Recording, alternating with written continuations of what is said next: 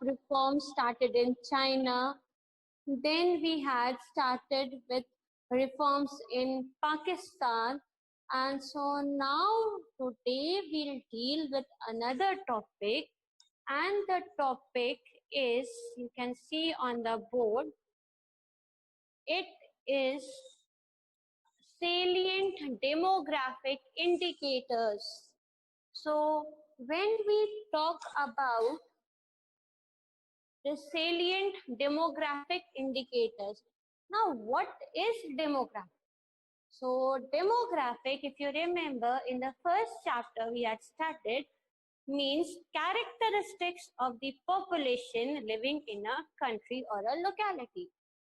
Population किस तरह की है, उसकी स्टडी को कहा जाता है demographic characteristics, like कितने पढ़े लिखे हैं, लिटरेसी रेट क्या है, हेल्थ स्टेटस क्या है, तो इस तरह की चीजें डेमोग्राफी में आती हैं। तो यहाँ पे it is a comparison of the year 2017-18 and the countries are obviously, जिसकी हम बातें कर रहे थे, इंडिया, चाइना और पाकिस्तान। अब यहाँ पे ये जो टेबल है ये आपके बुक्स में भी है एज टेबल 1, और जो न्यू बुक्स हैं उसके अकॉर्डिंग ये डेटा है। तो अगर आपके बुक्स में चेंज है तो अपना डेटा रेक्टिफाई कर सकते हैं। एक एक चीज के बारे में बात करते हैं। The first is estimated population in million, कितनी आबादी है। तो आप देख सकते हैं डेटा से, तो सबसे ज्यादा population is China, second largest population in India, और सबसे कम पॉपुलेशन कहाँ पे है, तो इट इज इन पाकिस्तान। तो when you write about estimated population, क्या लिखेंगे कि China has the largest population followed by India and Pakistan has the least population, सबसे कम population चाइना।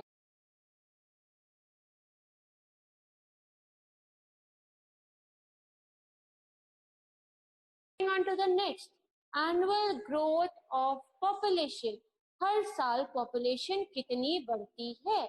तो जब इस डाटा को देखेंगे तो आप देखेंगे सबसे ज्यादा पॉपुलेशन सबसे जल्दी बढ़ रही है पाकिस्तान में, और उसके बाद इंडिया में, और सबसे कम रफ्तार कहाँ पे है, 0.46 चाइना में। यानी चाइना का पॉपुलेशन का ग्रोथ रेट बहुत कम है। और ये ग्रोथ रेट क्यों कम है, it is mainly to their policy of one child norm।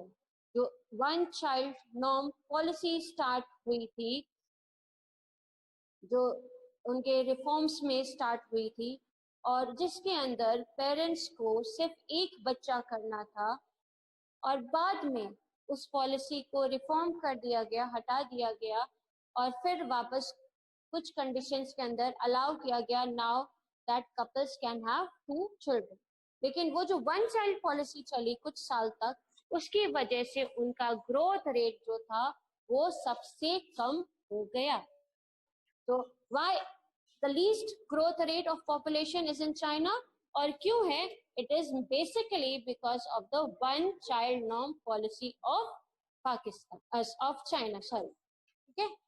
Then आता है नंबर 3, जब हम बात करते हैं density per square kilometer। What is density? Density means number of people living in 1 square kilometer of an area in or during a year। ठीक है, during a particular time, एक particular time पे एक एरिया, एक 1 square kilometre area में कितने लोग रहते हैं, दैट इज डेंसिटी। और अगर आप डेंसिटी की बात करेंगे तो सबसे ज्यादा डेंसिटी इंडिया में है। इंडिया में सबसे ज्यादा लोग 1 किलोमीटर एरिया में रहते हैं, दैट इज 455, और सबसे कम है चाइना। तो चाइना का ऑल्दो सबसे बड़ा ज्योग्राफिकल एरिया है, अच्छा खासा ज्योग्राफिकल एरिया है, बट वहां की डेंसिटी ऑफ पॉपुलेशन बहुत कम है, जबकि सबसे ज्यादा डेंसिटी ऑफ पॉपुलेशन आती है इंडिया में। देन आता है sex ratio. What is sex ratio?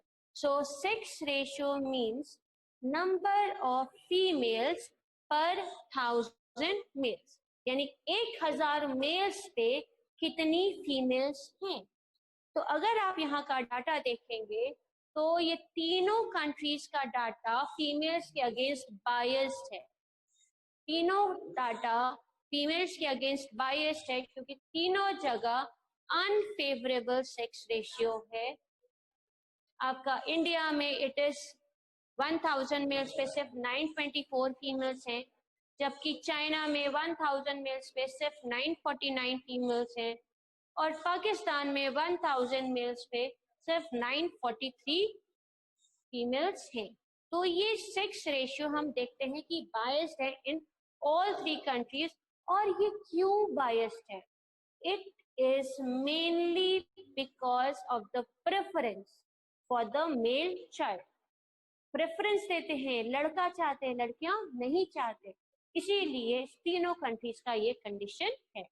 तीनों जगह पेट्रियार्कल सिस्टम चलता है, मेल डोमिनेटेड सिस्टम चलता है, जहाँ में मेल्स को बड़ी स्टेटस दी जाती है, और इसी वजह से यहाँ के लोग फीमेल्स को ज्यादा पसंद नहीं करते। जब भी बच्चा होता है तो चाहते हैं कि फीमेल्स हो, और फीमेल्स ना हो बल्कि मेल्स हो, क्योंकि उनको लगता है कि फीमेल्स होंगी तो उनका स्टेटस कम हो जाएगा। भूल जाते हैं गुंजन सक्सेना, किरण बेदी, कल्पना चावला को। So this is about the sex ratio. Then आता है फर्टिलिटी रेट। अब ये फर्टिलिटी रेट क्या होता है कि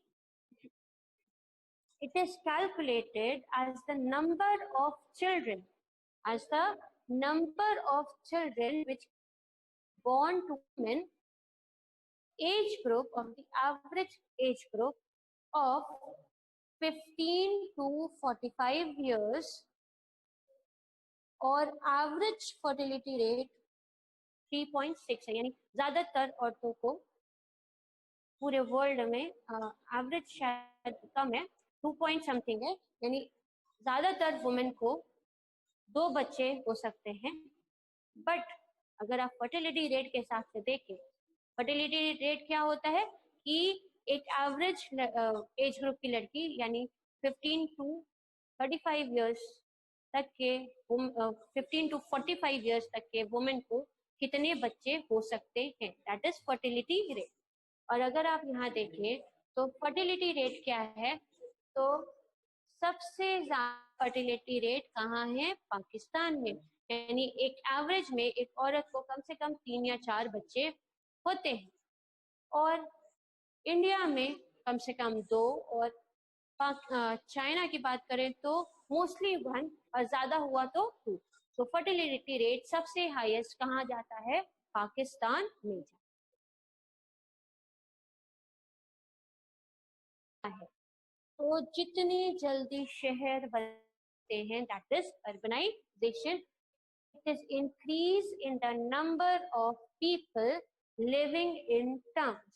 It is increase in the number of people living in town. कितने ज्यादा लोग शहर में रहने लगे हैं, तो जितने ज्यादा लोग शहर में रहने लगेंगे उतना अर्बनाइजेशन बढ़ता है। आपको याद होगा कि Delhi capital city of India है, तो वहां पे लोग ज्यादा जाने लगे, माइग्रेट करने लगे, तो इसीलिए दिल्ली के आसपास के जो गांव एरियाज थे वो कन्वर्ट हो गए इनटू सिटीज, जिसमें आपका नोएडा आता है और स्टेट्स आते हैं। तो यहाँ क्या हुआ? शहर बड़ा होता चला गया, दैट इज अर्बनाइजेशन। तो अर्बनाइजेशन की स्पीड आप देखेंगे सबसे ज्यादा चाइना में है 59, और उसके बाद पाकिस्तान में है, और सबसे कम अर्बनाइजेशन जो होता है वो कहाँ है? इंडिया में है, दैट इज 34। तो अकॉर्डिंग टू अर्बनाइजेशन सबसे ज्यादा स्पीड चाइना और सबसे कम India. So this is the demographic indicators जो कंपेयर करते हैं इंडिया, पाकिस्तान एंड